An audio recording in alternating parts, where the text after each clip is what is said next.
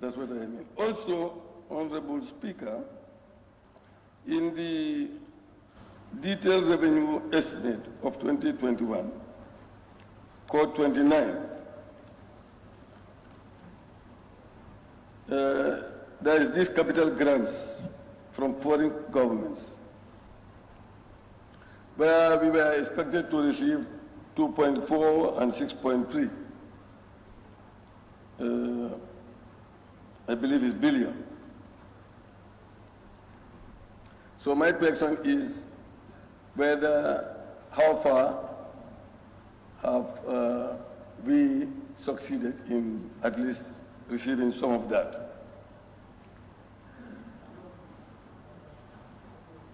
Whether those anticipated grants were forthcoming, well, they were captured as income. So those two grants, for example, whether those two grants in the SAP were anticipated by the budget. If yes, have we not already earmarked them for expenditure? They were in the budget as revenue.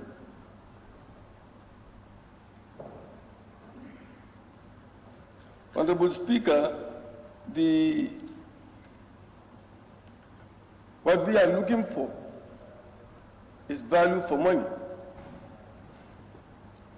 in this supplementary budget. And we are also interested in the suitability of the means to achieve the ends. So in that case, there is a lot of supervision that we have to do to ensure that we have this value for money. And that is on our own part.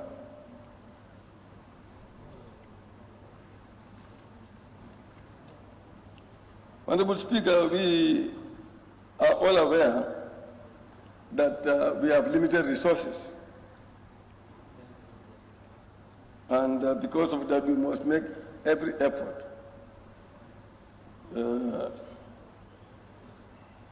ensure that these limited resources are distributed to the various units or departments, as we call them. And for this supplementary budget, we are looking for unexpected items that were not foreseen during the appropriation period. And these unexpected items, of course, must be appropriated, given priority. So it's just about unknown or uncertain items that we should be focused on when we are deciding this budget. So the question is whether all these items that are given to us are unexpected or uncertain items. Is that the case? For example, the vehicles for the deputy governors, were they uncertain by the time we were working on the appropriation? Were they unexpected? If they are not, then they should be able to wait for the next appropriation, in my opinion.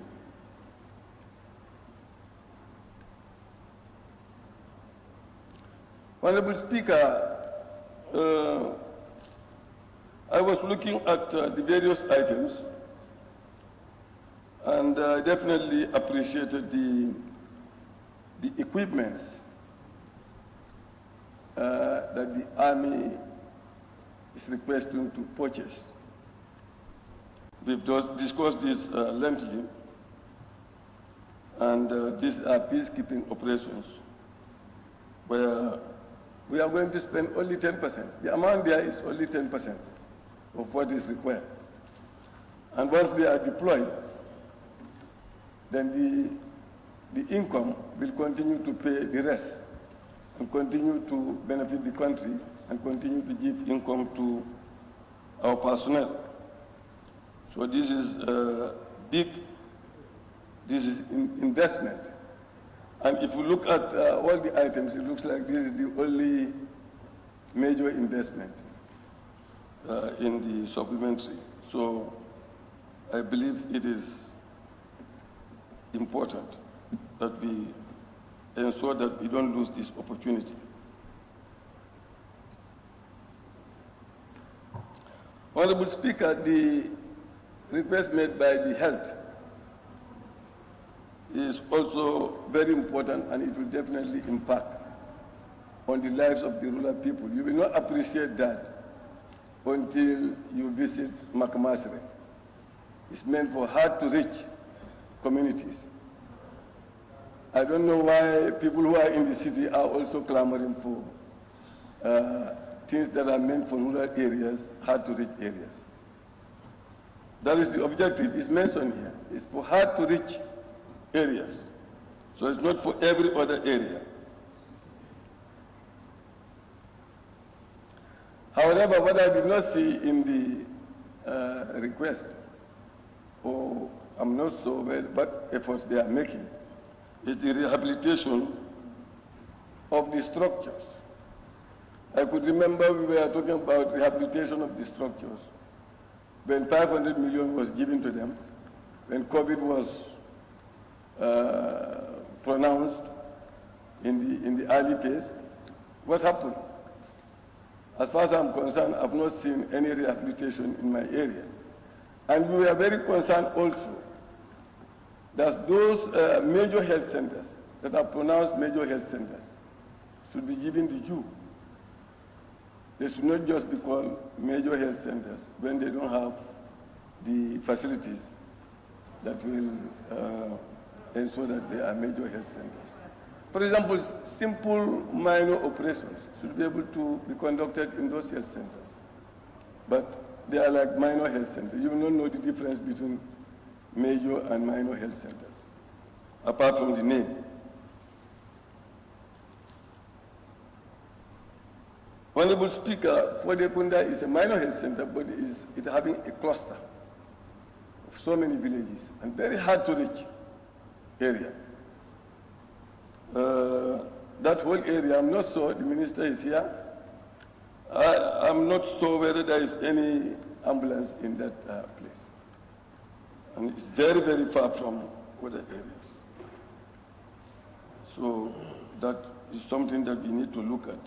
Somebody has already said, if there are areas that do not need the ambulance, it's better to take it to other places that actually need it. And Fodekunda is one such area. Not that it is my place.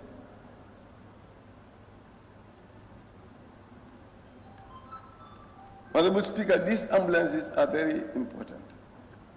As I said, if you are in such places and a lady goes into labor, they put the person on a horse cart, sometimes on a donkey cart. Before the person gets to the right place, so many things happen there, you can imagine. So these community ambulances are very, very, very important. And we must make sure that we pass this.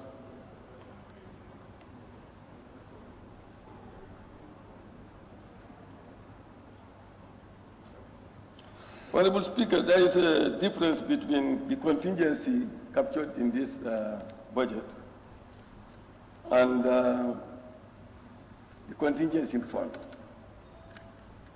The contingency fund is separate.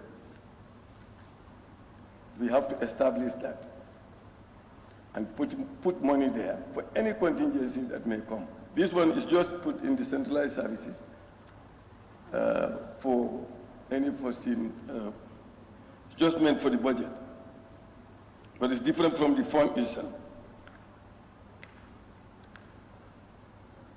So if it happens, well, the money is spent. If it does not happen, then the money will not be spent.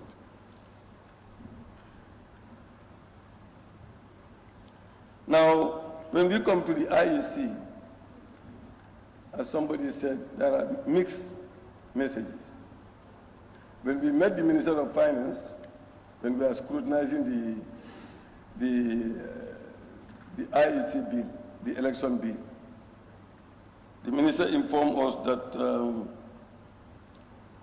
the IEC diaspora voting registration is not captured in the Appropriation Act. It's not captured there.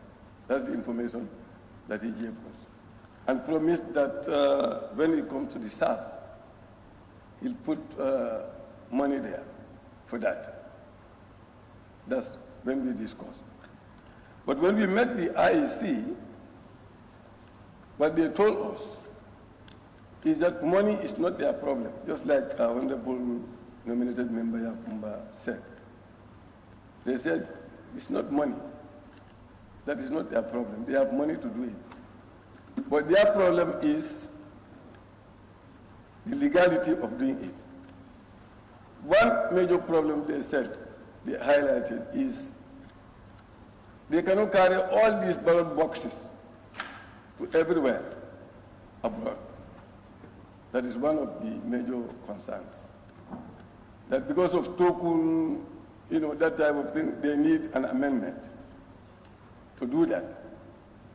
That's one of the major reasons why they said they could not conduct elections abroad at this moment. But they gave us a list of the activities they have done to the extent of proposing the amendment or the amendments and gave it to the Ministry of Justice for onward transmission to this assembly. And that is more than 6 months ago. But they are saying still now, the Ministry of Justice has not brought that before us.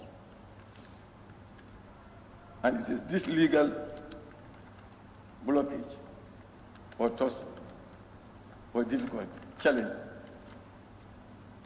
That's why they could not conduct this registration. And as he said also, that this constituency thing, they want some clarification on that. But we told them, everyone in Europe, everywhere, they are coming from somewhere in a constituency. So that's not an issue. But the token one is something that needs to be looked at. So these are some of the issues that they raise. And we promise that we are proposing for continuous registration so that even after the bill becomes an act, chance will still be there, time will still be there for them to go and do the registration. By that time, we would have made it both token and ballot paper. So there'll be no issue when it comes to that. So I thought that the government is taking that serious. I expect that bill to also be given a certificate of urgency, but it's not given the certificate of urgency. Otherwise, if we had passed that, then they would not have any problem, they said. But they said money is not their problem. That's what they told us. And I intend to believe that because they have not put anything here that shows that they have money problem. That's what they say. Honorable Speaker, we have approved a NAMS loan scheme of some millions, and the court has dismissed that. So what do we do with that amount? Can we take that to the higher education? It's some kind of environment. Buy it to higher education and solve their problem. Add it to this 50, and then we have more than 100 million to solve their problem. That's my suggestion.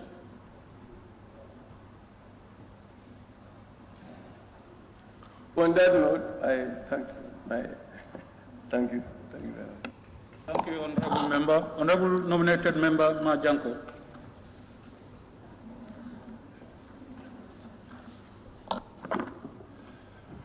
Thank you, Honorable Speaker, for giving me the floor to add my voice to the previous speakers since in the morning, Honorable Speaker. Please, it's getting 12 midnight now. Mr. Speaker, I must first of all thank the Honorable Minister of Finance for bringing this laudable SAB. It is timely, Honorable Speaker. As you know, it involves activities that are urgently needed to be solved. Urgently needed to be solved. This is why since in the morning, Honorable Speaker, I was listening to a member for Serekunda, Honorable Khalifa Sal. In fact, I'm not intending to speak after when he speak. When he spoke, I was so satisfied the way he, even the finance minister himself cannot speak more than what he has said because he has highlighted everything. Everything. There's no point that he did not touch. To show the justification of this SAB, Honorable Speaker.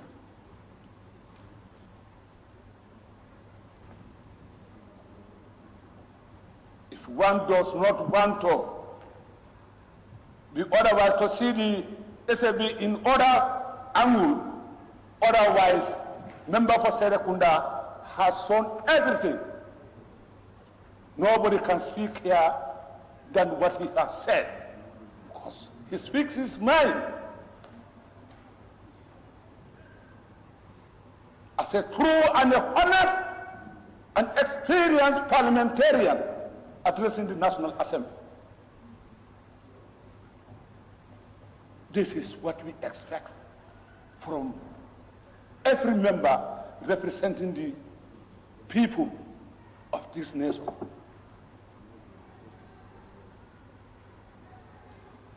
There's nothing here, item here, more urgent than the other. These are all important. I'm not seeing the rationale behind certain comments made by certain members. But you know, it's a divergent view. But otherwise, deep down, you can say something, but deep down you yourself know that what I've said definitely does not commensurate with what is actually on the ground.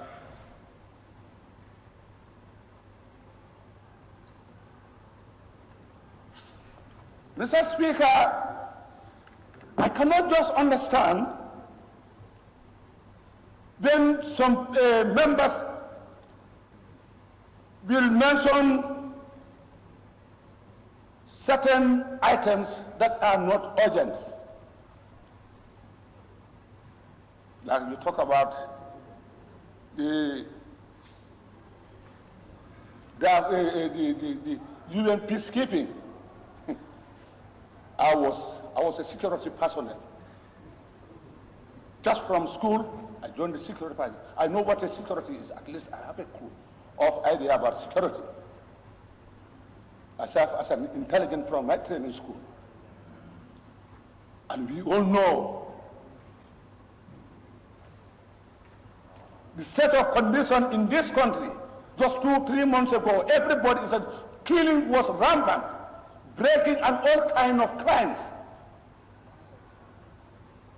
Even yesterday, I heard from the radio announcing that Gorgimbu, I don't know, Operation No Compromise, I don't know, crime, something is instead redeployed again.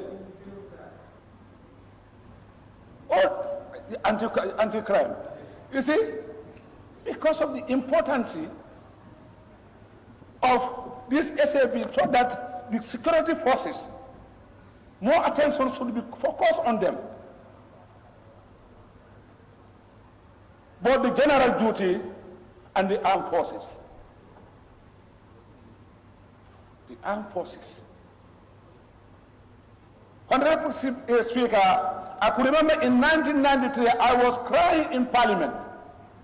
When I was in Parliament in 1993, I was all the time crying, saying that the government should put attention to the security forces. They should be motivated. I've been saying it. I was the member of Parliament, Southern Minister for Ministry of Interior. I was all the time crying because I was citing something. Then, government was not giving attention to the security forces. But now when this peacekeeping force came into being, in force, we all know how many Gambians benefited. Even when you are not a soldier, but you have a family that you benefited. Not only the pensioners, what they get from there, it only stopped to their doorstep. But no, but they belong to families who have realized benefits from what their relatives got from Darfur, peacekeeping. So if one can stand here, you say, peacekeeping is not a priority. I don't know what word I would say to describe that individual, that member of the National Assembly. Without you are sleeping 24/7. Without security, you know, you have people who can strangle you and take what you have. You cannot do nothing. But because of the security, that is why certain actions are not, certain people are moving 24/7 as how they like. That's why we are saying we have peace. Without security, can we have peace? If you are to motivate first, these are the sectors that should be given more attention first. It's very fundamental. That's why we have to be very careful. All these areas are, as the member for Serekunda has said, all these areas are as important. No area is important than what? It's every area. So we have to be mindful. This has nothing to do with politics. This has, let him hit the nail on the head. This has no political implication. It is here for a purpose. And we should be bound duty to see that understand those purposes are also complemented, addressed. We should not associate politics to this document, this SAP. We should not. If you do it, you as an individual are not fair to your electorate. Because when you talk about the road network, you talk about the city of Banjul, you said that's not a priority. The city of Banjul today, whose Gambian will come to Banjul, you said, what I have seen how Banjul is looking like compared to even the colonial days. This is the kind we never had since the memorial. You said that's not a priority. You go to Kalembus, that's a member of Sane here. When the construction of Lamenko to Pasamas, we all know, understand, at that time, Kalembus or Bus Kalem road, we know how it is. If one can say that's not a priority, to settle those areas,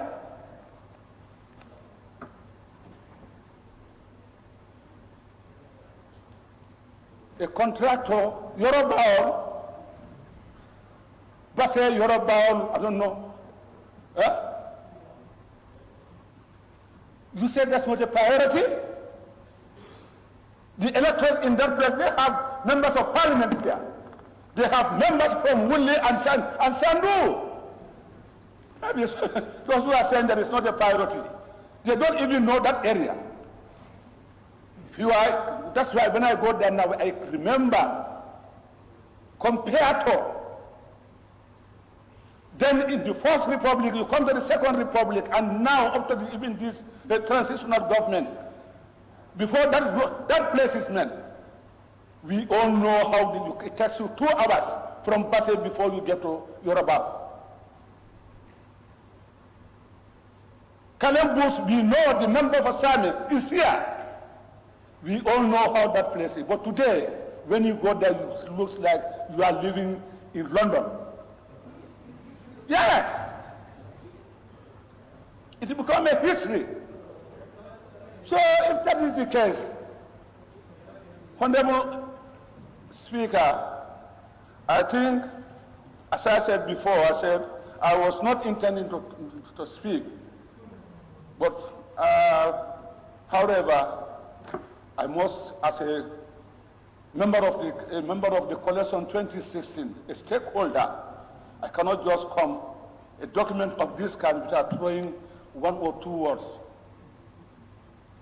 Sorry, but otherwise, Honorable Member for Serekunda has highlighted, I said everything.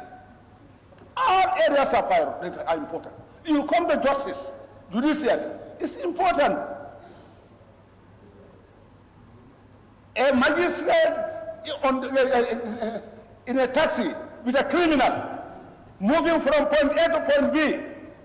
You said that's not a priority. A magistrate, you convicted a prisoner. You join a taxi with his relatives. But anything can happen to you. What a risk is that? What a risk is that? So please, I urge all honorable members, it's Gambia. We are not dealing with Senegal, Sierra Leone, or Nigeria, but we are dealing with Gambia. We are dealing with our own people. We are here to represent them, to take care of their welfare. We have no segregation. All constituencies are important. No one constituency is important than the other. Let's not attach politics to this document. Let's be very mindful. The country is at a state that we have to be very mindful. We have to be very careful. When issues come to this August House, Honorable Speaker, we should be very, very honest to ourselves.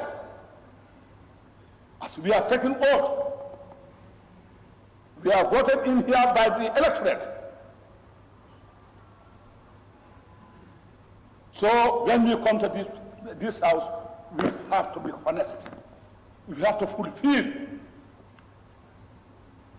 what we voted for. Honorable Speaker, I'm telling you, we have to be very careful about students, higher education. I'm asking Honorable Minister, what is behind? Bring everything. Bring everything. No arrest will be there to take care of the students. Because I'm a politician. I know what students' action is. I know what the security action is. We have to be very careful before we see ourselves in a vandalism. If they make noise here, just 2 weeks ago, about 2 weeks now, 1 or 2 weeks ago, Warby time, we are lucky. If these people come out in the street, that's another noise.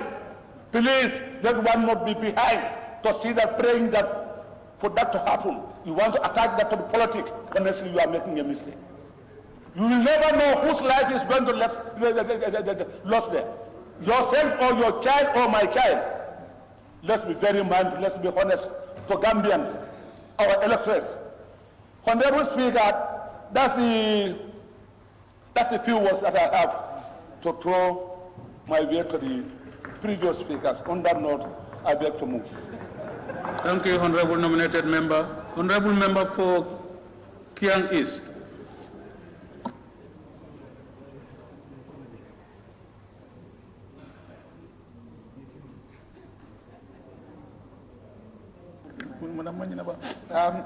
Thank you very much, Honorable Speaker, for the opportunity. I'm the last person to speak, and when I speak, nobody speaks.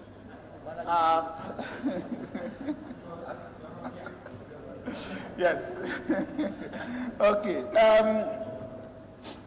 A lot of pertinent issues have been raised here, a lot of relevant questions asked. However, Honorable Speaker,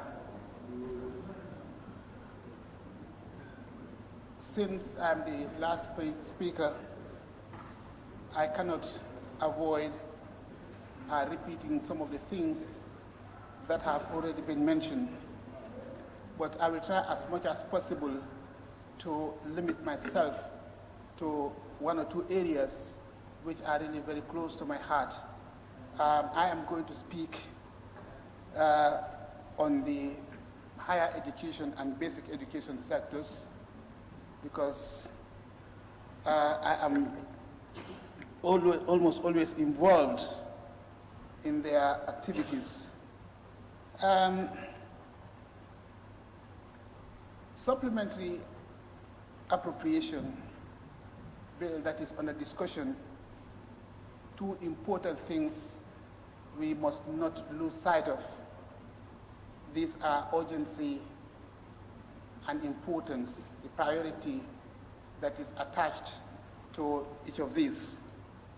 To be quite honest, all the expenditure lines that are brought in this SAB are important, but I think for me, some are more important than the others. When I looked at the SAB, I was stunned because I didn't see any submissions from the Ministry of Agriculture and the Ministry of Basic and Secondary Education. We are already 1 month or more into the rainy season. And what we have now is a dry spell in the rainy season, a prolonged one, in fact. I think for more than 10 days, it has not rained in some parts of the country, and people have sown their seeds, farmers have sown their seeds. And this is a clear harbinger of, problems that are coming in the future. If rain fails, farmers' future is going to be completely jeopardized. And I don't know what happened. I would like to ask the Honorable Minister why the Ministries of Basic and Secondary Education and Agriculture are not captured in this supplementary appropriation. Is it that they were not informed about the availability of funds? That's why they did not make any submissions, or they were just left out. I don't know. I just want answers to that question. Honorable Speaker,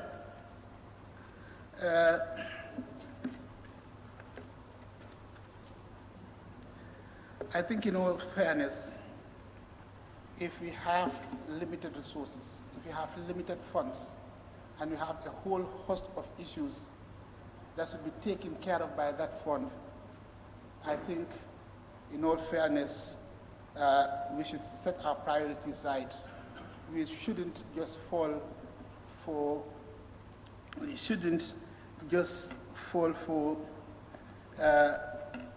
any appeal to our conscience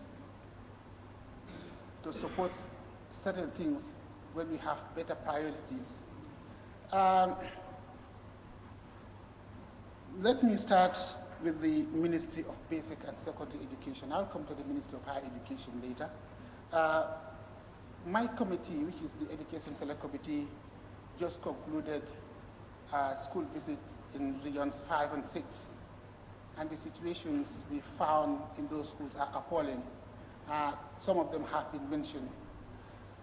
In Bolibana is the furthest school in the Gambia, on the south bank in region 6, around Koina. The situation in that school is appalling. Teachers were sleeping in the classrooms, and stores, they still are. In the morning, they will pack their bags and mattresses in the corner of the classroom and teach. In the evening, they spread their mattresses on the floor of the classroom and sleep. None of us would like to teach under that condition. And this is how bad it is in that school.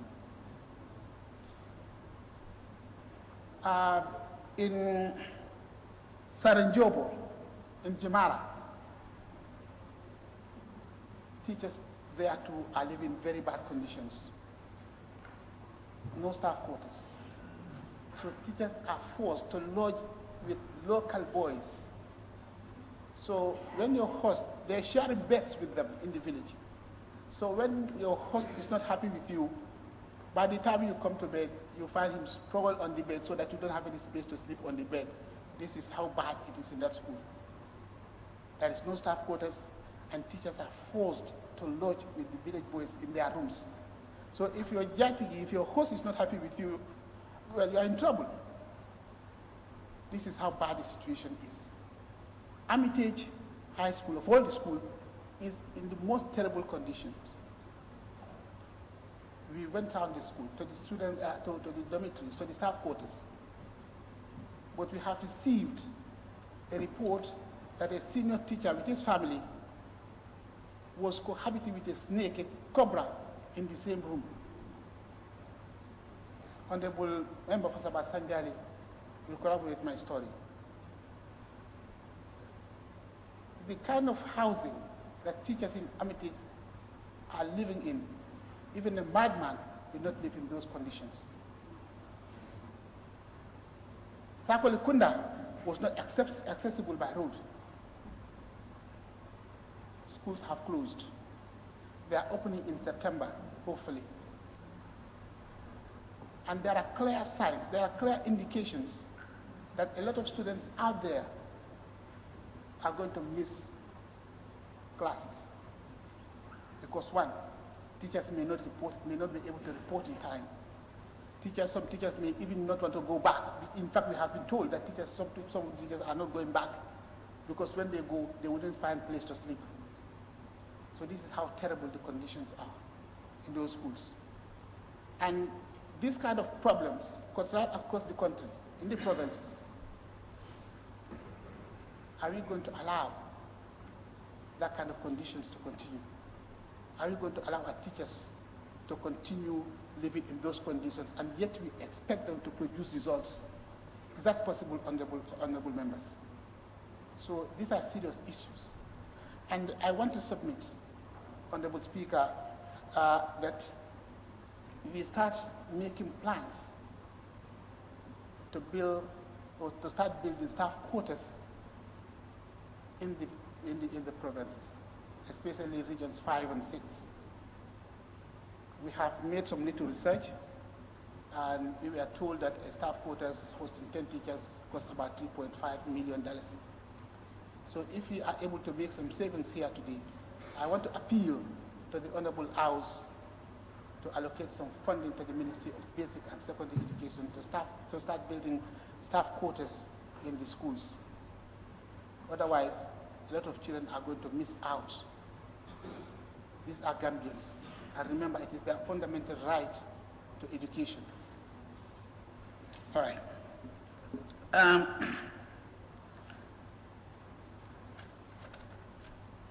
Ministry of Higher Education, Research, Science and Technology. I think it is unfortunate that we are having them on this supplementary appropriation. In fact, this shouldn't have happened in the first place. There are issues that have been handled a long time ago. But I can attest to the fact that December is a very frustrating period for the Minister of Basic and Secondary Education. We sit over their budget as a committee, and we know what happens. In the last budget period, they have not posted their ceiling yet. Their budget was slashed. Is that fair? And today again, and now here again, they are coming back here for supplementary appropriation. This could have been avoided. Every year, whether you know it or not, from 2018 up to 2019, third term or the end of the academic year is a very troubling period for the Ministry of Basic and Secondary Education. Sorry, for the Ministry of Higher Education, Science and Technology, because they have to negotiate to avert strikes by either the University of the Gambia staff or Gambia College staff. Now this has become a yearly occurrence. Just a few weeks ago, Honorable Member for Woolly West represented our committee in the negotiations. So that shouldn't have happened in the first place. We shouldn't have been talking about the Ministry of Higher Education, Science and Technology, and the University of the Gambia, if indeed this government is serious with its commitment to promote education. I don't think it is their priority anymore. I don't think. I'm not convinced anyway. So now here only $50 million is in this appropriation budget, and we understand that this ministry needs about $154 million to settle the areas with the University of the Gambia. And thank God that my work, or what I wanted to do, has been made easier for me by almost every honorable member who took the floor to speak about the University of the Gambia's areas. The general consensus is that we try and give them the whole sum of money that they need so that, we are free from this problem forever. That seems to be the consensus here, and I think it will be honored. Now, regarding where to get the money from, when we look at the appropriation bill, the Drug Law Enforcement Agency, the honorarium for them can be diverted to the Ministry of Basic and to the Ministry of Higher Education, because for me, I don't see the need to give them extra money in these trying times for work that they are already paid to do, that they are employed to do. If these people deserve honorarium, I think staffs in Amite Senior Secondary School too deserve honorarium. I think teachers who are sleeping in the classroom and stores in Bolibana also deserve an honorarium. Teachers who do not have a place to live in Sarenjobo, Chagel, and other areas should also deserve an honorarium. So for me, we can reallocate that sum to the Ministry of Higher Education, Research and Science and Technology. The areas also can go, as well as the vehicles for the governors. Yes, they are important, but I don't think they are priorities at these trying times. The budgets, I think the budget season has already started, and I'm sure that budget call circulars have been sent, and different ministries and departments and agencies are already preparing their budget. So they can be quoted for, so that in December when they come here, we can table it and see what is possible for them.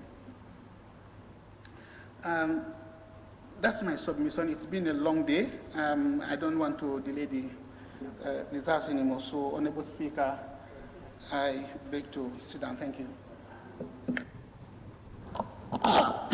Thank you very much, Honorable Member. Honorable Members, my list is exhausted. Acting on clause 25(2) of the standing orders, I would now invite There's the hand there. who is there?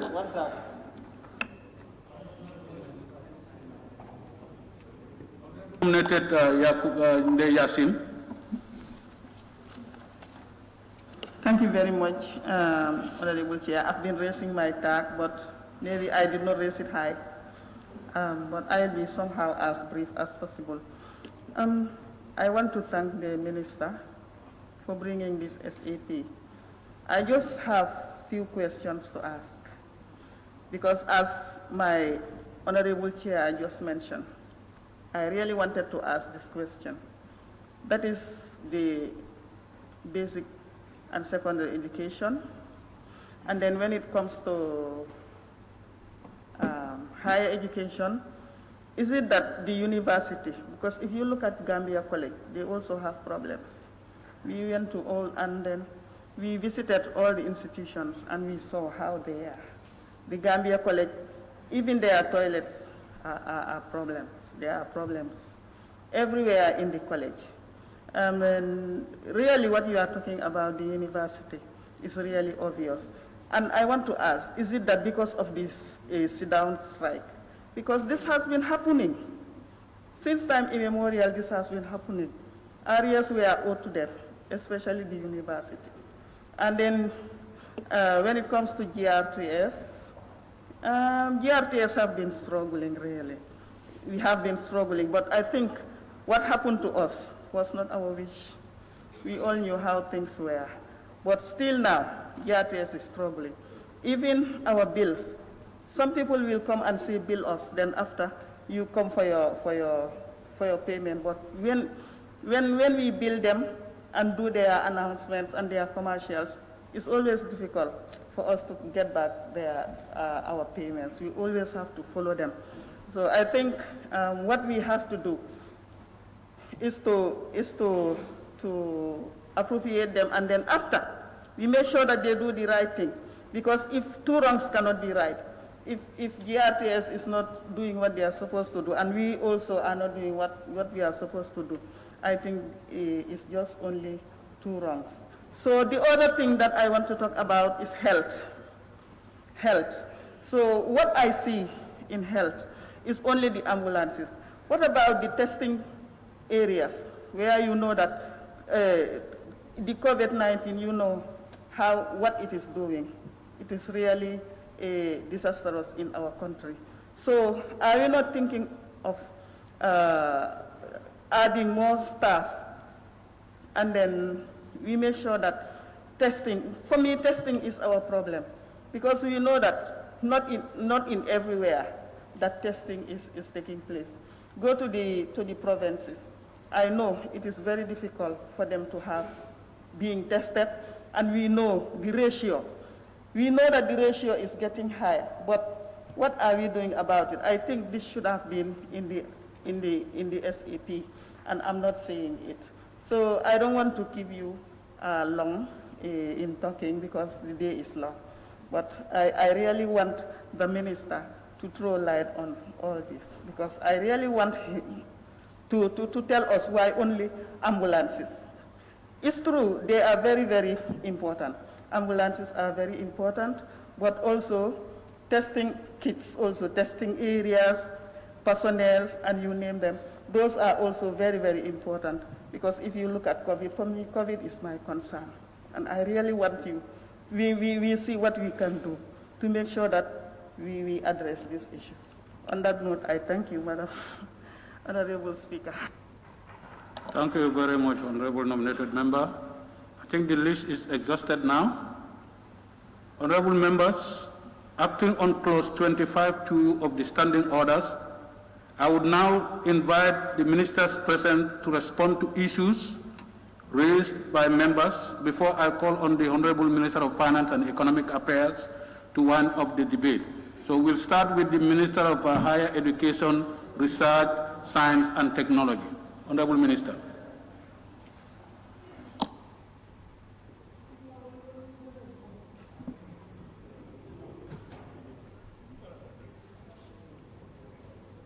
You have 5 minutes to respond to issues raised.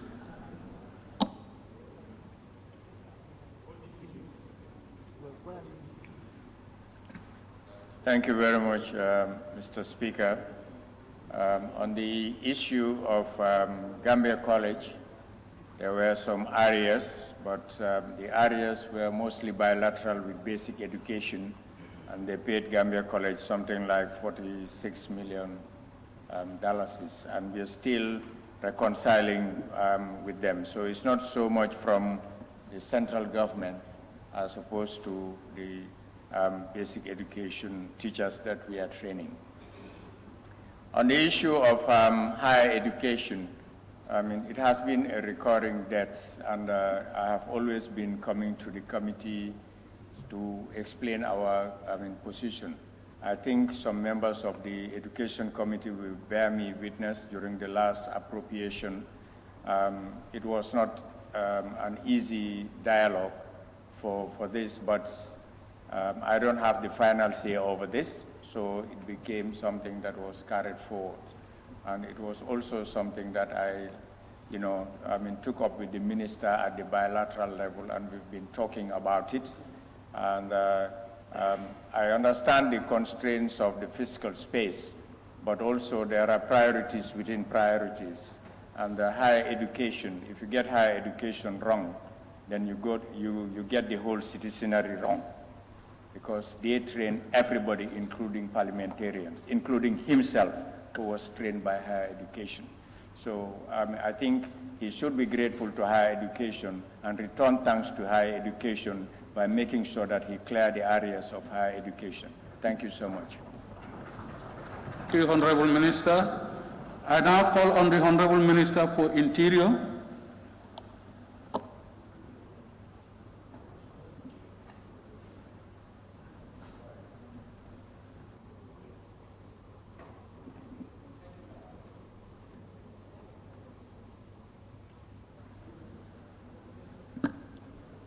Thank you very much, Honorable Speaker.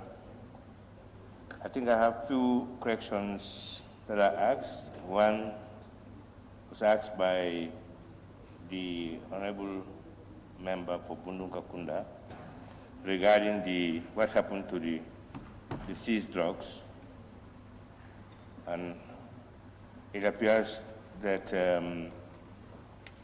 Honorable Member is not aware of the destructions that have taken place, and normally destructions are announced. And just 2 months ago, there was a destruction of some quantity of drugs.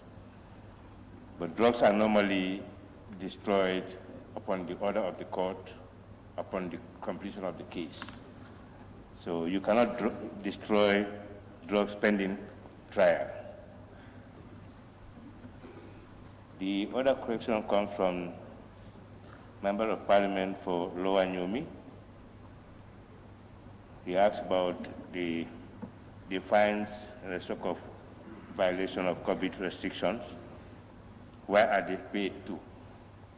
I just want to inform the Honorable Member that all fines are paid to consolidated revenue. The third correction comes from Honorable Yakumba Jete, nominated member. The correction is similar to the first correction from Honorable Member for Bunduka Kunda. And then she also asks where the drugs are coming from. The drugs are coming from, they don't come from there, sometimes are locally seized within the country, some around the border coming from customers. We have few cases that we suspected the drugs come from outside our continent.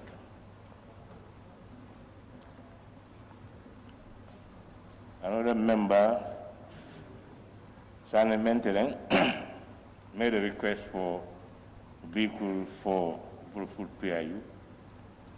I just want to inform the Honorable Member that all stations are assessed, and then quite a number of them will be provided with vehicles depending on the priority. I want to say categorically clear here that that particular police post is very vital because its service area is expanded up to Gunjur. So they are one of the stations that are put under high consideration as at now. Thank you. Thank you, Honorable Minister. I now call on the Honorable Minister for Lands and Regional Government.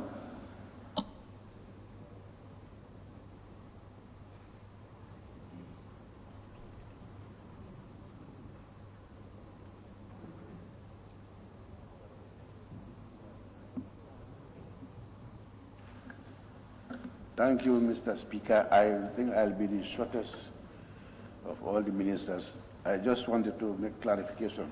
I think the member of Bakau did suggest the subventions that is given to councils being diverted to purchase vehicles for the deputy governors. I just like to remind him that that is a constitutional requirement, and it cannot be diverted to buy vehicles for the deputy governors and the governor.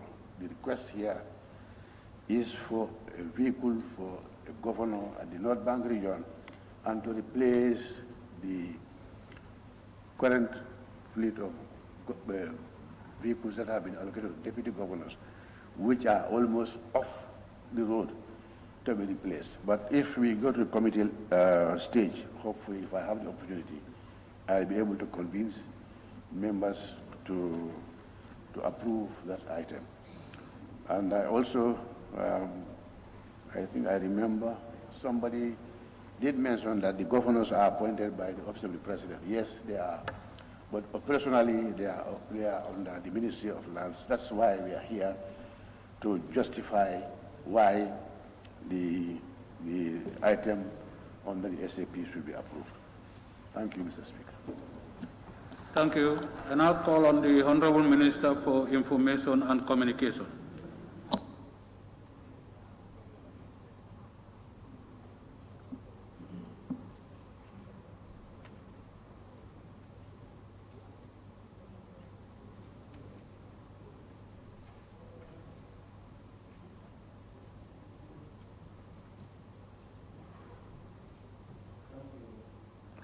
Thank you, Honorable Speaker, and let me also thank all the honorable members of the National Assembly who in one way or the other supported but also asked for clarification or more for the state broadcaster, the GRTS, in terms of coverage but also visibility for the National Assembly. Let me say that since last year, we have been trying to have a special channel for the National Assembly.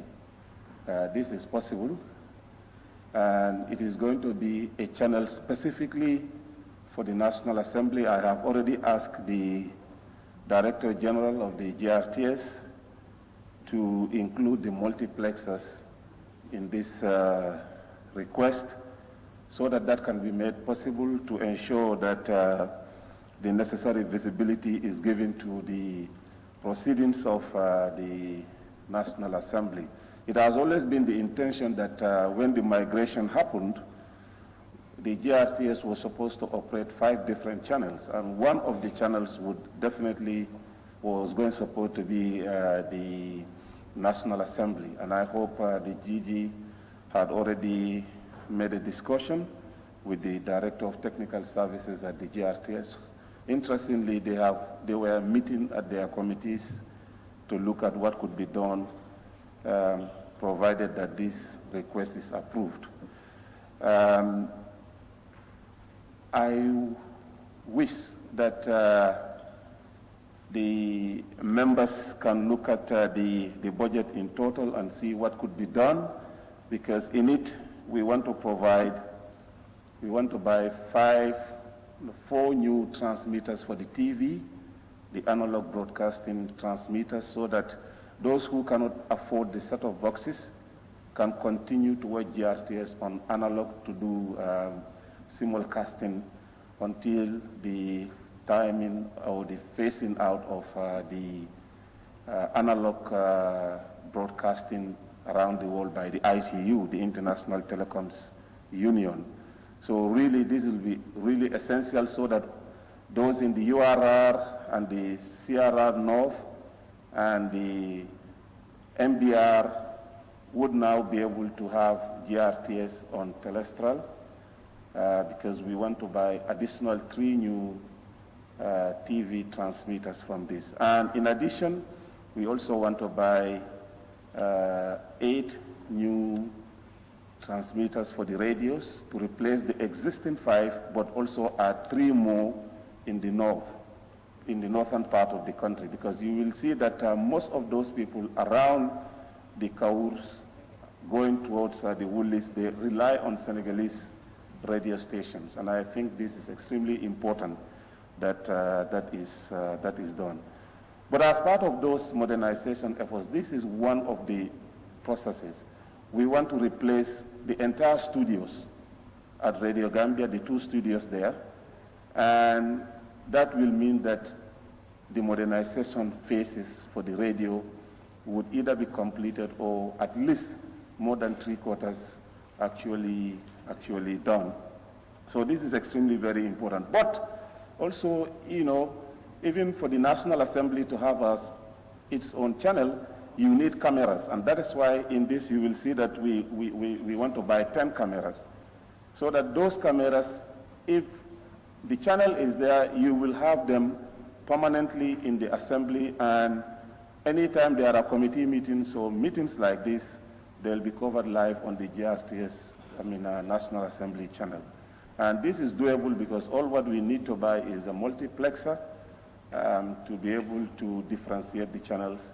And I hope DG and the technical team would be able to do this. So, Honorable Speaker, really I thank all the members that have shown interest in this and to assure them that it is a constitutional mandate placed on GRTS to provide coverage during election time for all the participating political parties in an election.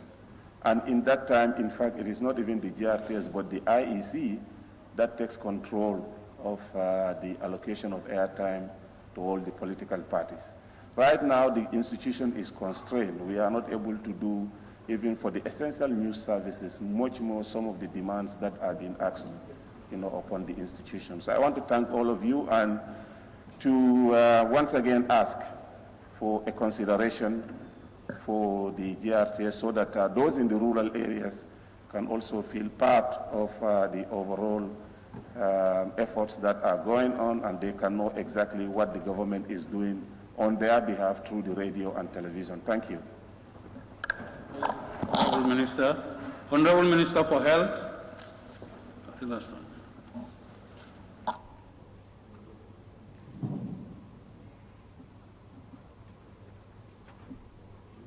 have 5 minutes.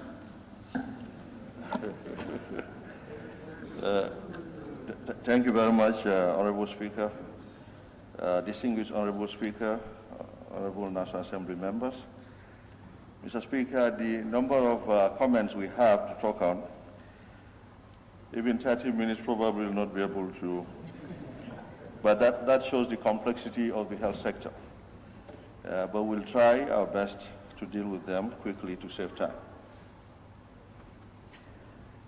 If we miss anything, please remind us. When we came in, we found the member for Woodley West speaking. We started from there.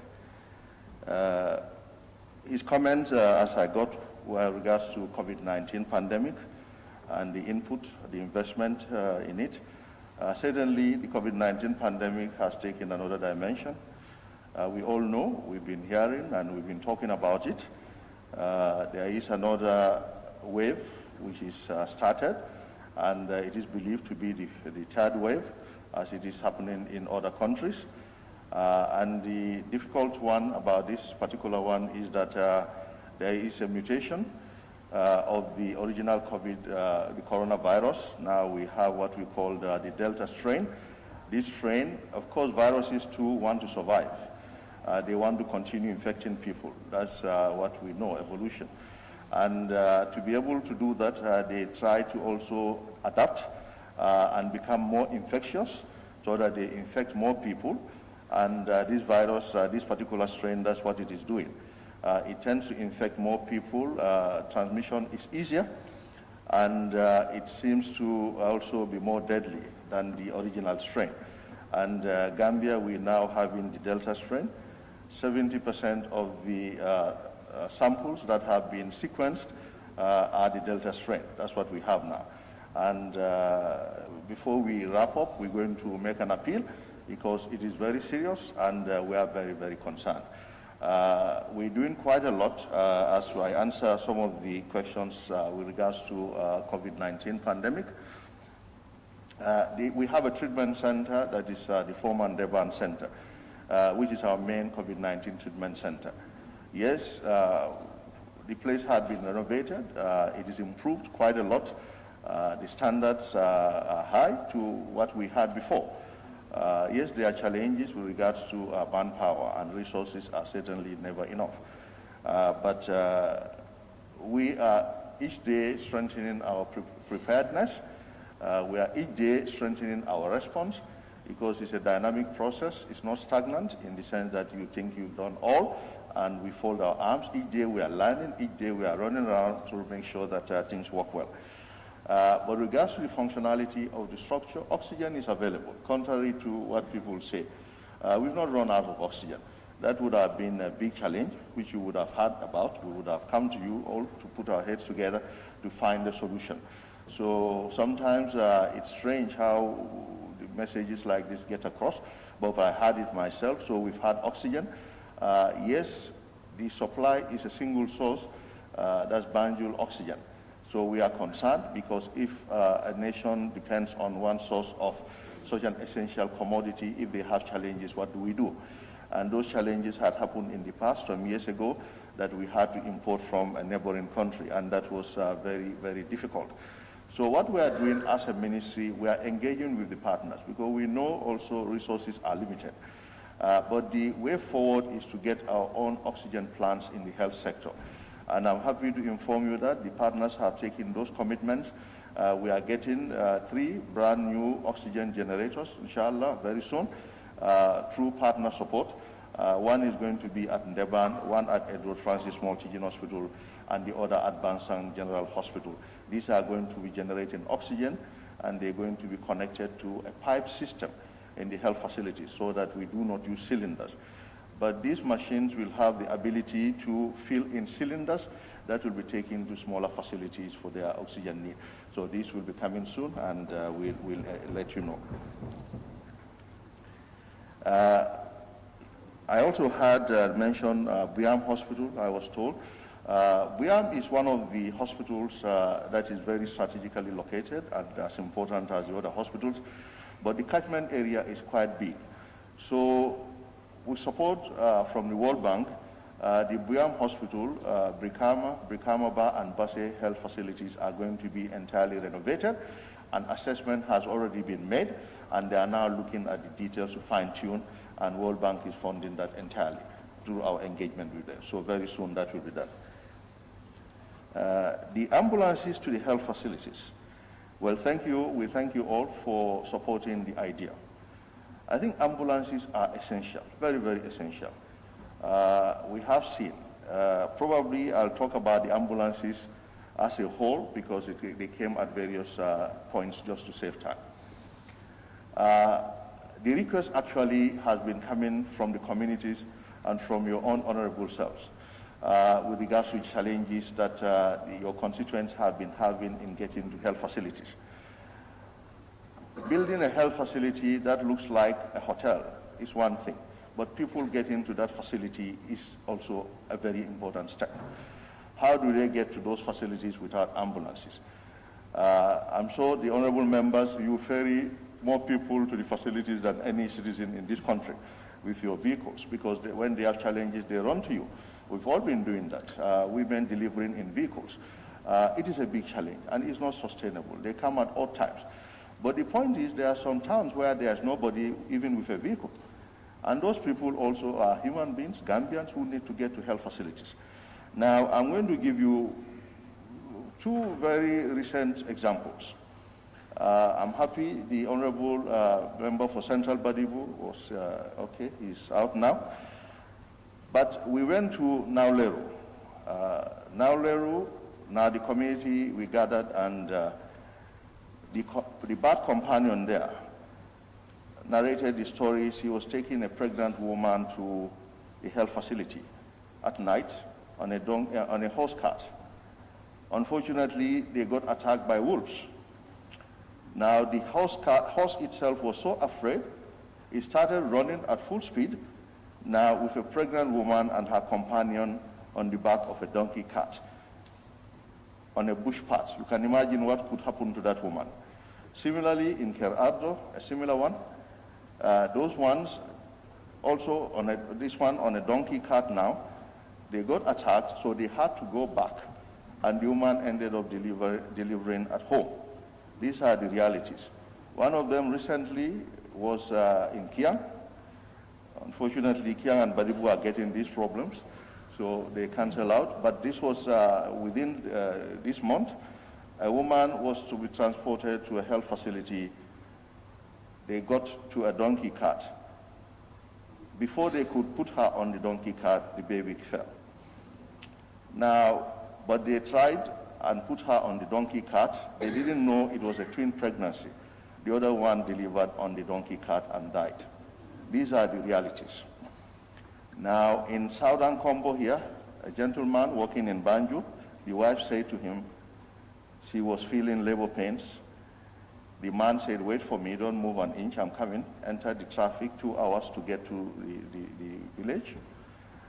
They tried to look for a taxi to hire. Before they got to a health facility, the woman died. So this has a direct bearing on maternal mortality reduction. It has a direct bearing on infant mortality reduction and on the survival of the citizenry of this country. I move on to the comments by the Jara East now. Yes, the health sector is not easy. We've had challenges with regards to gloves, with regards to other consumables. But we are in a pandemic. These are not normal times, especially for resource-poor countries like the Gambia. These items, not a single item is manufactured in this country. And we certainly get them here at a higher cost than where they are produced. Because they are produced somewhere, some people go to buy them, they bring them, they add their profit, they add the cost of the materials and so on, and we buy them very expensive. But the challenge with PPEs, that's the personal protective equipment during the COVID pandemic, is all nations needed a large number of them at the same time. So there were shortages all over the world, and getting access to these materials was not a joke, because people put in orders well before. The people who had the financial muscle put in orders 6 months, 1 year, and some of them much more than that, because they had the resources to buy in bulk in big quantities, and they could do that. Poor countries were struggling to get resources. But, Honorable Member, Madam Speaker, Mr. Speaker, I think the Gambia has tried a whole lot during the COVID-19 pandemic. We had seen on television where countries ran out of PPEs, big countries. We've never reached that state. There was a time we had a small amount of gloves in the country. They never went to zero. That's the reality. And at that point, the logistics manager at the central medical stores said they had to now use them judiciously, and they had to ration the facilities, small health facilities that do not generate income directly by themselves will be supplied. The big hospitals like Edward Francis Small Teaching Hospital that generate income, Serekunda, the Sheikh Zayed, they could buy from their drug revolving fund. This is what was supposed to be done. Yes, at some points I realized that some of them were not performing to the best of our expectations, and we try to deal with them.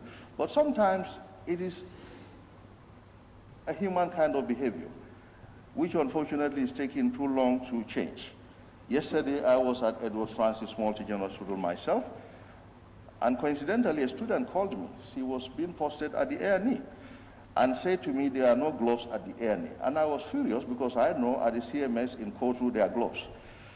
When we found out, the reason was because they planned to go the next day to collect the gloves.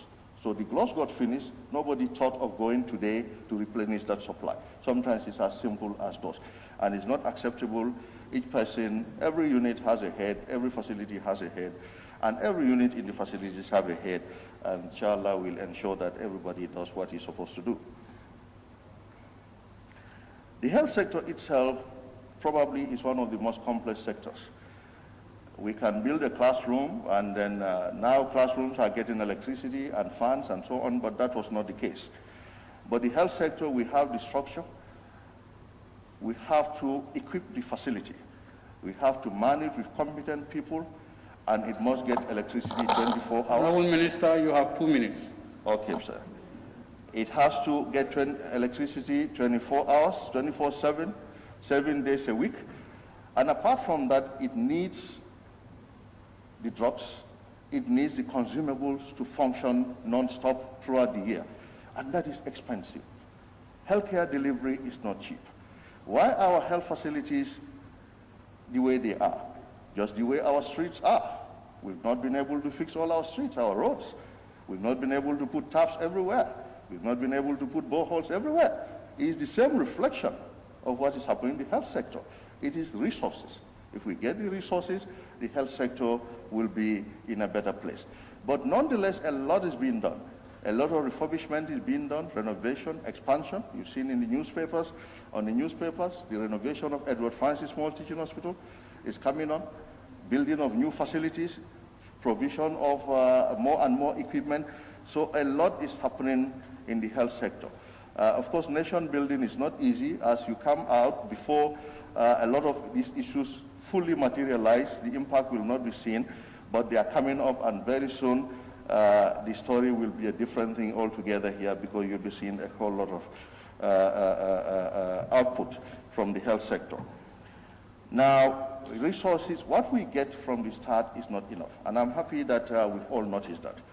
The drug requirement each year is over $200 million, about 240 to 50, and we get 100 million because of the ceiling. So from the start, we know the drugs for the country are not going to be enough. So we're happy the finance minister is here, and we are coming into another budget cycle. For us to have no shortage in drugs, we have to buy enough drugs for this country. Otherwise, the shortage will not stop. So we'll be happy to put that forward to the finance minister, and if he brings that here, we'll appeal for all your support, because really it is important. Most of the people here are poor. They cannot afford to buy anything from outside. But the other thing is the National Health Insurance Bill. Hopefully when that is enacted into law, that will help us deal with most of these problems. Honorable Speaker, there are quite a number of issues. The issue of hemodialysis has been mentioned here. Yes, it's a big challenge, and but we are happy to say that we've procured 3 months supply of hemodialysis materials, and another 1-year supply is being prepared. We got in the bill of lading for those items to be in country. The same thing, hemodialysis is very expensive. We have about 100 patients who have end-stage renal disease. They need to be dialyzed because there's no exit strategy by way of renal transplantation. And for those, the expenditure for the 100 patients is between $26 to $30 million every year. And most of the patients are the same. For the 100 patients for hemodialysis, $26 to $30 million. This is how expensive it is for the 100 patients. So an equivalent of more than a quarter of the national drug budget goes for the 100 patients. So this is the reality on the ground. But nonetheless, we're doing quite a lot. Just today, I also received 400,000 gloves. So glove issue will not be a problem in the health facilities again.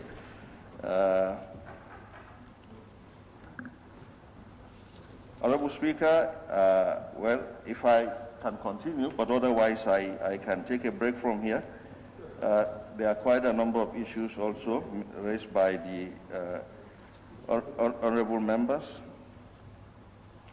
There are some areas where they mention the not being included on the list of facility places that need ambulances.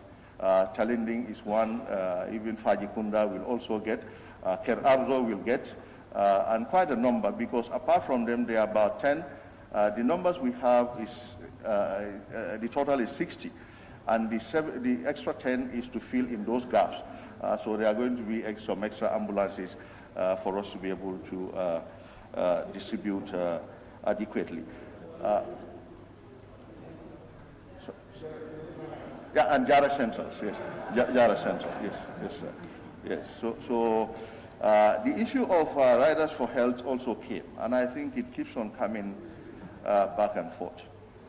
The Riders for Health issue is because their services are needed. Can you imagine, with all the challenges the Ministry of Health has, having to deal with managing these ambulances by ourselves? We all know the challenge with managing government vehicles, the challenge in managing government fuel. Who is going to look around to make sure fuel is kept, the maintenance of the vehicle. So we certainly need Riders for Health. Today, if we say, let's stop Riders for Health, what do we do? So this is the challenge, but I think what we need to do is to be as vigilant as a ministry, as a government, as Riders for Health is vigilant. They are vigilant doing their work, we should on our own side also be very vigilant to make sure we compare notes and make sure that the partnership is as productive as ever. Thank you very much. Thank you. Thank you very much, Honorable Minister. I now call on the Honorable Minister of Finance and Economic Affairs to wind up the debate.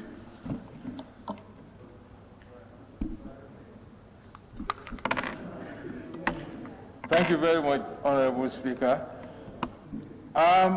Let me make one clarification. The IEC and the judiciary, the only time we see their budget is when it is handed over to us for inputting. They don't come for bilaterals. We have no idea of what the content is. From the executive to the National Assembly, then it will come to us.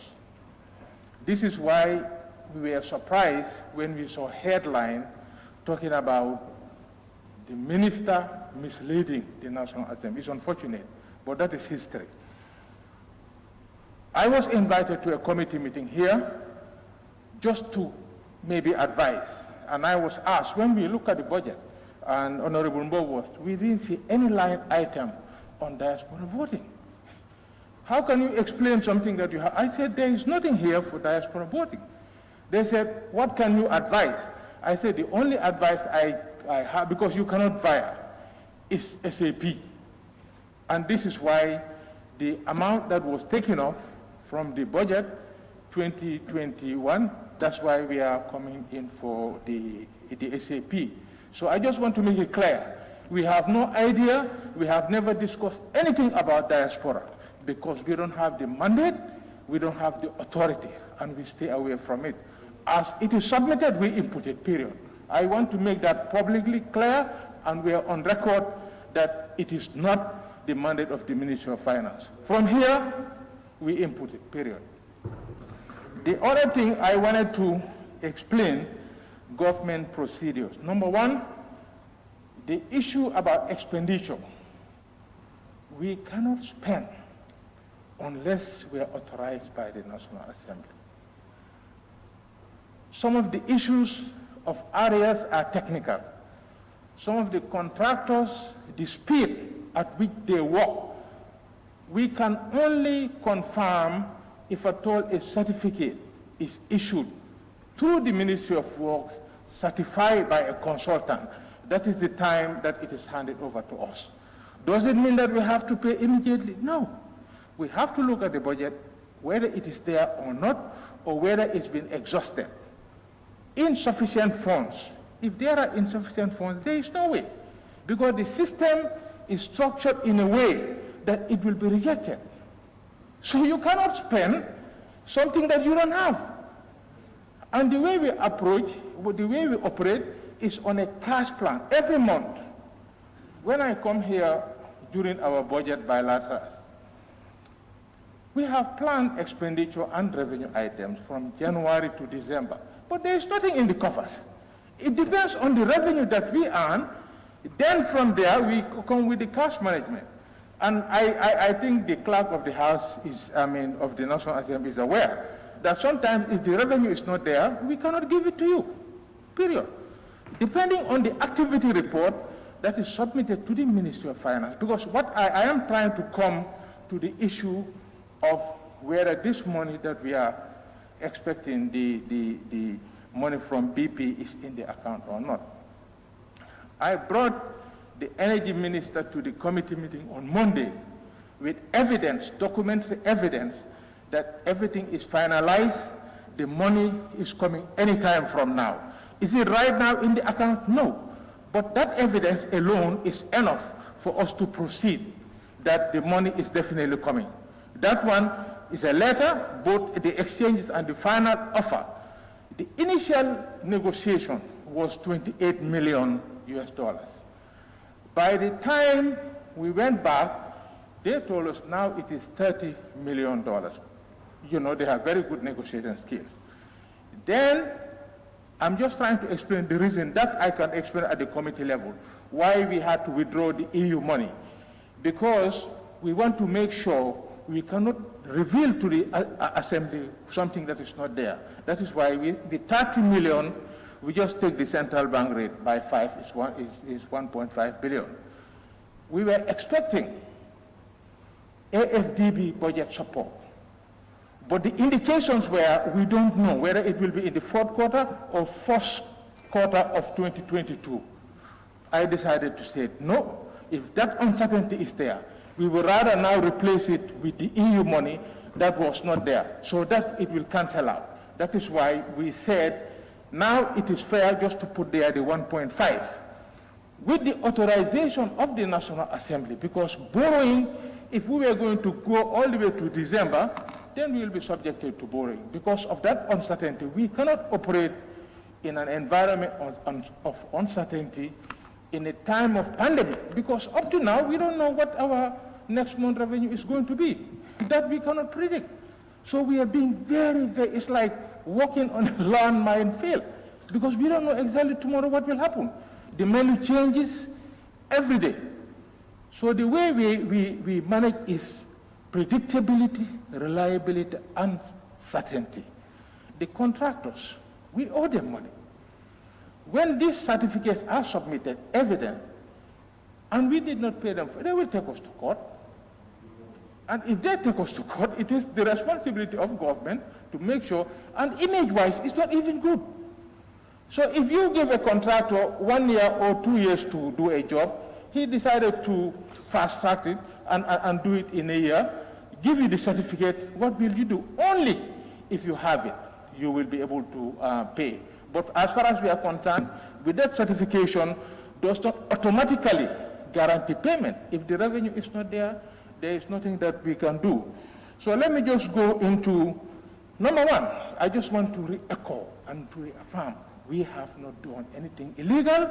We did not spend anything from the SAP aspect. How can we be so disrespectful to the National Assembly? How can you spend and then you come and no, we don't.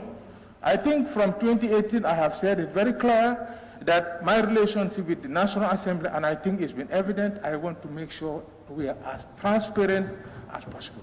Anything that I need to discuss with you, I will come forward and tell you this is the reality of the game. And all the figures that we have given you, they are authentic. When we go to the committee, then I'll be able to explain. Through our reconciliation, we are able to find out some of the monies, like the land compensation. We realized that it's not only Barton Hardin Highway, it also affected the secondary roads. And the secondary roads are the ones that will be embarked upon first. So when the assessment and the evaluation was done, that is how the figure came down. Again, I'm just trying to talk in general. The university, it's not that they just give us a bill we pay. No, it doesn't work like that. We have the personnel management office. They are the ones who issue the scholarships. We have our internal audit, who will also verify whether these payments were made or not. So unless and until these people come to us and give us the bill, in the past we have done reconciliations and we find out some discrepancy. And this is how the adjustments are made. As far as we are concerned, higher education, both basic or higher, they are all our priorities. Coming to the issue of SAP, we don't take a loudspeaker and call on every minister to say, we have money. Then we'll be dead. Before we know it, we will be ambushed by every ministry. What we do, we go back to the files and look at the requests that were made. Most ministries will come and tell us what you have given us is not sufficient for us to do our work. This is why we always make sure that apart from the cash plan, when we have issues like this, we will not announce it. Mostly that we are talking about, there is up to today no single additional request that we have received from them. Higher education, yes, they have requested. And the arrangement is after we do the figure that we have seen so far is the invoice they issue. Whether it is the actual, as a Minister of Finance, we cannot verify that. It is the Personnel Management Office and the internal audit that will verify. Are we willing? Yes. More than willing to pay anything to make sure that continuity is there. Just to make sure that these things are not confusing the relationship between us and the sector. So basically, most of the questions that were asked, I think were answered, but at the committee stage, I should be able to explain the GRTS, the GCA, all of them, they've already been answered. But from our end, yes, the funds for the battle-hardened highway, yes, they've all been secured. What is happening is that we do confirm from Kuwait 20 million, Barrier 20 million, Ofit 20 million, Abu Dhabi 15 million. These are all things. Of course, the secondary roads, I think you're all aware, they're from the Saudi and they are 50 million. So these are all issues that for us, technically, we are not the technicians really to deal with them. We mobilize resources and also we allocate them based on the needs. Contingency funds, that's the reason why we decided to lump it all in one. When you go to a sector and give them an allocation, then it is their sector. But the flexibility in the OC contingency is demand-driven. And when we give you an amount, we expect you to come back with the activity report, like when we give you the 10 million. We also expect an activity report to come back to us. This is the way you spend it, then we will give you more. National Disaster Management, immediately we responded. $40 million. $40 million. Within 48 hours. So these are issues that then the data is coming. Yes, we have to verify. Auditors must also be on the ground to make sure that whatever we have given is also properly spent.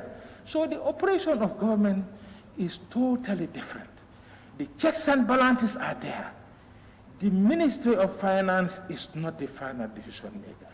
There are checks and balances in the system. Before us, even after us, there is also a post-audit exercise. So these are all things. And now, the system, at least, we can say is automated. You have the ISMI system, the Accountant General. Even if you spend something, sometimes you give an allocation. It's not spent by the sector, maybe a month or two, you have not seen it in the IFMI system. Then the Director of Budget will have to alert them and tell them we have seen this hanging. That's why anytime you click into our website, you will see very clear actual budget, actual budget execution data is there. So we populate our website to make sure we are as transparent when it comes to fiscal transparency.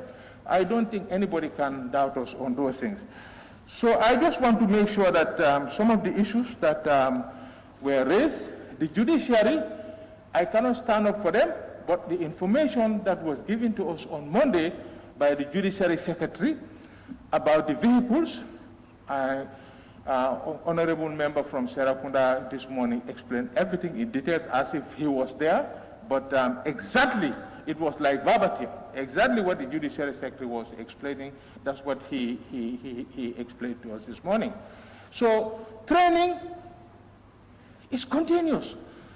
She was telling us some of the magistrates are not familiar with this sort of jurisdiction for the electoral revising courts. No. So they need more training. And it's not only one training, you have to go further to make sure that they are familiar with the terrain. These are issues that is very, very important. And without the vehicles to handicap them, really, it is something that it will not be something that is encouraging. Incentives are always there. Whatever we do, yes, there are issues that we will discuss at the committee level, but really, I want to appeal to the whole National Assembly members. We did our work. It's been very difficult since the pandemic started. Our hours of sleep are lessened. When we wake up in the morning, we don't know what is the next thing. So when we have this money, we said, how can we efficiently and effectively utilize it? We want to cater for everybody, but we cannot. We are not that endowed country. So this is the best way we believe. So I just want to appeal, respectfully appeal to all National Assembly members. Let this one go. I know the issue of cutting here. No. I think Honorable Halifa Sala, Honorable National Assembly member from Serakunda did a wonderful job this morning, and I appeal to every one of you. Let's go unanimous and just by acclamation and just move on. Okay? So under Honorable Speaker, I'll just, if I miss anything, I'll be.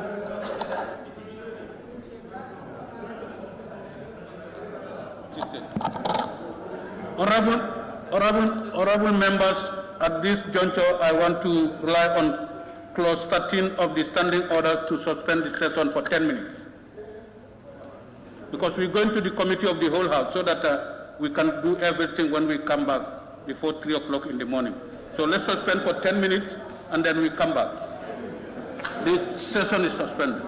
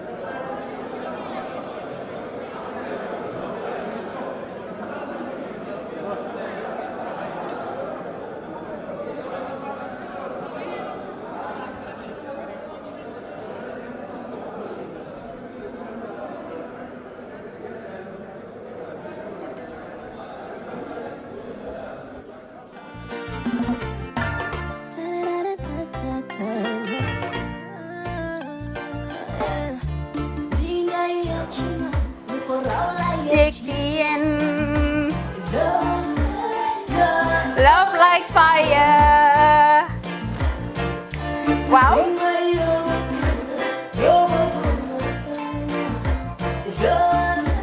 Love like fire. Xam ngeen rek affaire bi xam ngeen fan la? Skincare la. 2020 lañu wax de. Waaw. Fii nag mooy Kerr fan Kerr zero tache. Perfect skin. Skincare saa su ne rek niñ ko dee defee rek. Loo lañ soxlaati rek.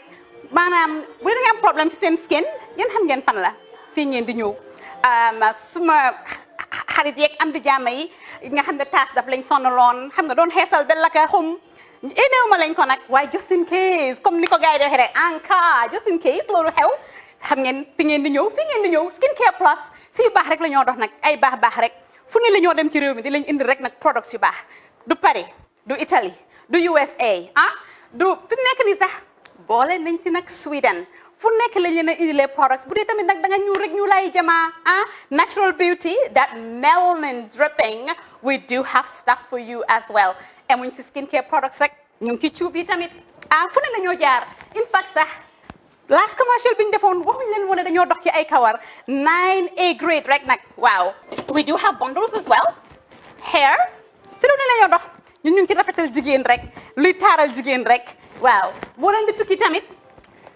bëggoon rek classic suitcase ñu dañoo dox ci ay Samsonite duñ dee indi any brand of suitcases though other than Samsonite comme li ma dee wax rek boo eggee airport dëri Samsonite dafa am nuñ laa xoolee waaw ngeen ne lan nag waaw skin ci moom la ñu gën a xamee nag skin care products ci moom la ñu gën a xamee ñu ngi dox tamit bentee tamit si ay dàlla man waaye man nag skin care mooy suma specialty xam nga rek jigéen bu sa xar kanam réglé loo def mu jag am nañ Patricia Reiner Kiwi Eye, the whole range, Lighten Up Gold, Tomatine. I mean, the list can just go on and on and on and on.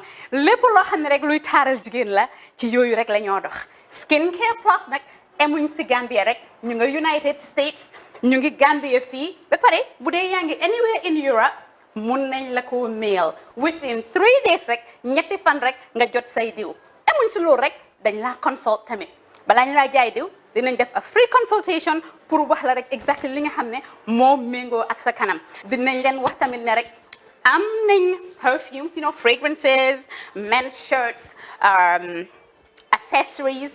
We do dresses as well. We do blouses. I mean, we do shoes. Name it, we do them. Skincare Plus 2020 is our year of perfection. Zero task. Fi mu nekk nii réew mi fii kenn waratu fi task. Kenn waratu fi am problème kanam. Kenn waratu fi am problème picture. Boo ko amee dafa fekk ne rek ñëwuloo ci place bi fii. Love like fire. Bring my love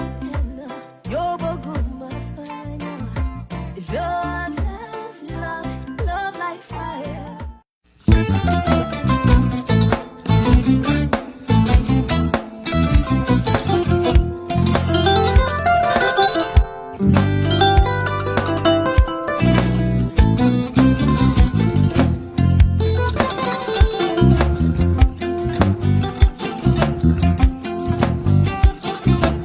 I get it. Albaka. Mbaka important. Yo, nga transfer la sto. Ya transfer la sto. Ha, code nyingi. Okay. Kosa. Nsila ID soto. Ah, sa soto. Sorry. I get it. Bijan bro. Albaka. Mbaka. Bara alla service o tariya. Ah, mbare mo ki janna nun kunu bara tariya. Ah, jannom yona forest de bureau. Gambia tonkon na no mbari ya bere. Ha. Birim koyna fo kato. Bari si kodo kino kato ni fo bolong blabe to. 56 branches mola soto Gambia jam. Ha? Ha. Gambia kono anin Gambia bantala bankol. Nko kodo kiya bere. Kodo sifa fo falindiro fo nyaadi lafta memmen na kodi to poto nin kodi maraw. Jannam number 1 di nyonta. Andum fana nata anoda enterprise sotale. Wala nyindi ko domorol fana kol fana be firale de dadi ma nin domorol ni fana beteat. Gambia dawda yalo ma fa kendol sotale je. Ha e wo moyo diat ha. Apelenta ni wo ka ni lafta nyelen kendol e bina. Yalo bu kanyi la ko la baraka ba. Yalo ndel chosano lo. Abaraka.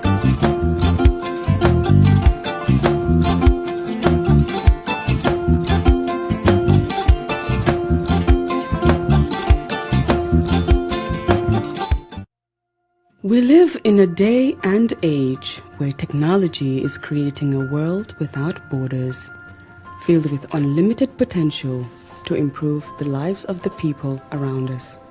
Innovarex Global Health ushers in a new way of leveling the playing field with increased access to quality healthcare services delivered at your doorstep. Our qualified professionals are equipped with state-of-the-art point-of-care testing technology to conduct tests such as kidney function, liver function, electrolyte tests, body composition, hemoglobin, A1C, and many more services with the highest efficiency in delivering results. The addition to our flagship Wellness on Wheels, more fondly known as WOW Delivery Service, brings the entire clinical experience full circle. IGH has remained committed to creating the future of healthcare delivery. Gone are the days of sending loved ones outside the country for basic medical services. Innovarex Global Health offers a new peace of mind and takes pride in delivering the quality of care we all deserve.